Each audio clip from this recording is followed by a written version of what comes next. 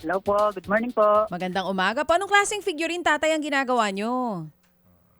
Ay, marami po mga giveaways po, gaya po ng mga santo tsaka mga Santa Claus.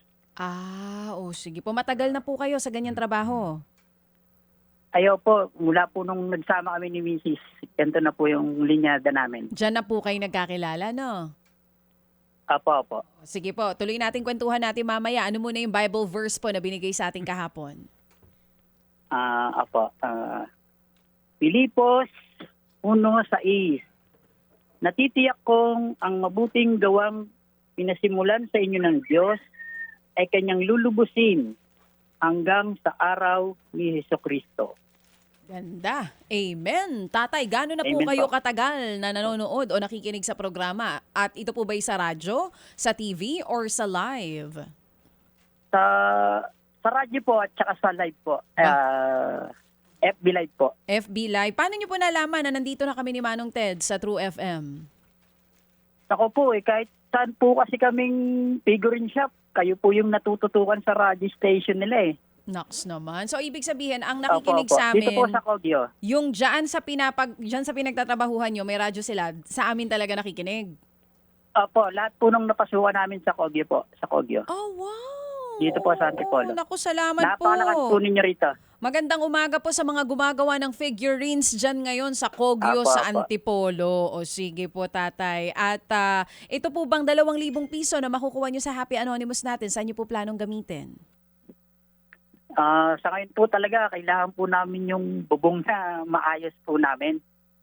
Ito po Yung bang... bubong po talaga. Oo, sira na po, tumutulo, ganon? Opo. Bahay... Actually, bagong palit siya, kaya lang po talagang manipis na kinalawang po kagad. Sa inyo po ba yun Ah. or nangungupahan po kayo? Sa amin po, talagang since po 1984, nandito na po kami. Oo, so sa inyo po talaga Pero ito. exist lang po ito, tabi lang po ito ng sapa.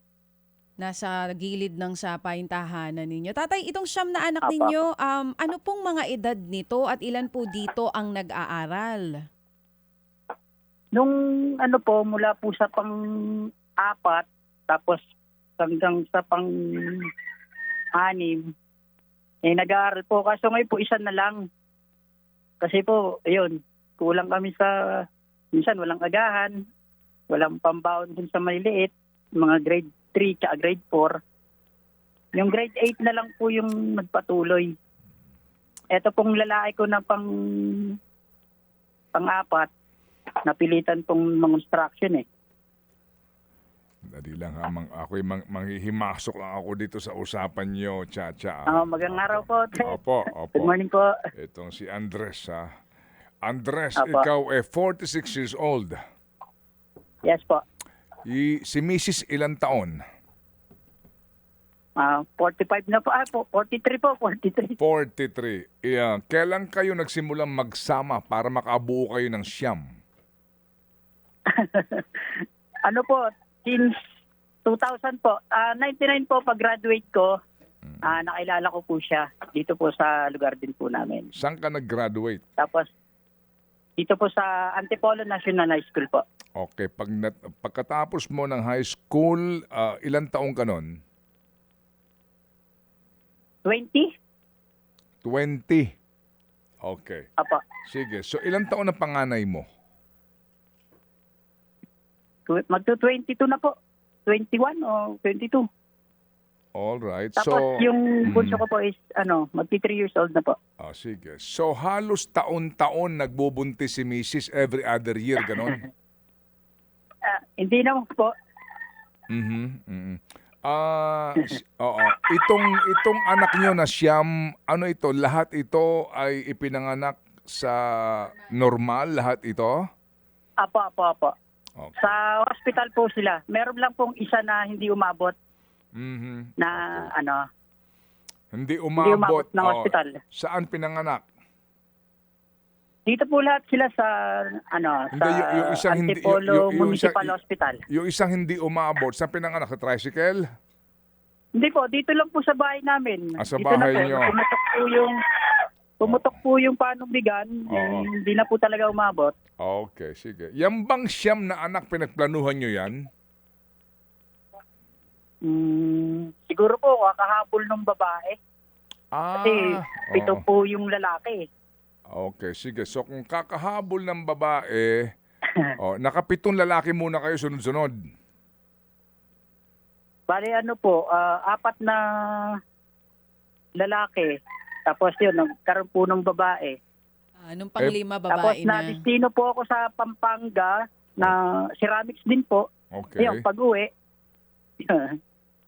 Na-miss Ganun eh. din. Malayo kasi siya. So pag uuwi siya, na-miss. Okay. Apo. Umabot ng Na-destino po kasi okay. Pampanga, ceramics. Nung una, naghahabol kayo sa babae, tapos nung nakababae na kayo, ikaw na naman naghahabol. Oh, kasi na-miss eh.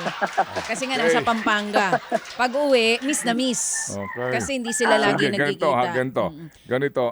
Alam mo, Andres, Hindi buntis ngayon, yun ang tanong. Hindi naman. tanungin mo. Hindi Oo. naman po. Hindi naman po. Nakatali na ba si Mrs.? Nagpalay-gate na? Ay, hindi po. Hindi pa. Oo. Wala silang plano. Oo. Yung po kumbaga kung meron pong tinatawag na family planning, Ito, kayo po, no planning. hindi. Family planting. Ayun, family planting. Okay. Hindi, ganito ha. Andres, alam mo, blessing yan ha. Yes, Blessing yan. amen. Apo. Maraming mga mag-asawa, magkabiyak na hindi binibiyayaan Totoo ng yan. anak. No? Tama. Apo. Kayo, binigyan kayo ng biyaya na ganyang karaming mga anak. So, ngayon naman, yung pagbabalik mo ng biyaya kasi ginusto nyo yan, yung pagpapalaki sa kanila, di ba? Yung inyong responsibilidad. No? Tama. Apo. Sige, hindi ko na lulubusin tong ating pangangaral na ito. Hihintayin lang namin yung video mo doon sa gusto mong ipagawang bubong at yung picture o video ng mga anak mo. Nang sa ganun naman, muli kaming tatawag sa iyo para magtuos tayo. Alright? Okay po, Pero okay huwag ka po. mag-alala Apo, dahil yung 2,000 agad naming ipapadala sa iyo. No problemo, ipapadala namin. Nasaan ngayon si Mrs.? Andun po sa Kogyo Gate 1 po, pumasok po. May trabaho. Nakikinig po sila ngayon. Hindi, ang akala ko ay nasa OB-GYN. Hindi, wala. Kuya, sino nagbabantay dun sa bunso pag nasa work kayo ni Mrs.? Di ba 3 years old lang yung Ay, bunso? yung babae po na panganay kong babae. Yung mga kapatid. Bata sa bata. Okay, sige. Sila lang din po. Sige. Di bale, Andres, alam mo, Andres, ako ay, kumbaga, wala tayong sisihan dito, nandidiyan yan. Ang amin lang nga sana, yun nga, eventually makapag-usap tayo kasi itong bubong napaka-importante nito. O sige, pasalamat ka muna. Ngayon, manggagaling yan kay Happy Daddy na 2,000 pesos. Pasalamat ka sa kanya. Sige, go ahead. Hello po sa mga Happy Anonymous. Sa lahat po sa inyo, magandang araw po. Salamat po sa Happy Daddy na tutulong po sa amin. Salamat po sa inyo. Salamat po. Wala akong nasabi. Thanks God. Thanks God. Amen. To God be all the glory indeed. Pero Andres, abangan mo yung tawag namin. Pagtanggap namin ng video mo sa iyong bubong na gustong ipagawa, muli kaming tatawag sa iyo. Okay? Okay po. Sige. Maraming salamat po. Mga kapatid, patuloy po kayong tumutok sa 105.9 True FM para sa totoong balita, impormasyon, music and entertainment. Mag-subscribe sa aming YouTube channel at podcast at sundan nyo kami sa Facebook, Instagram, X at TikTok sa True Network PH. Bisitahin din po ang aming official website, truefm.ph.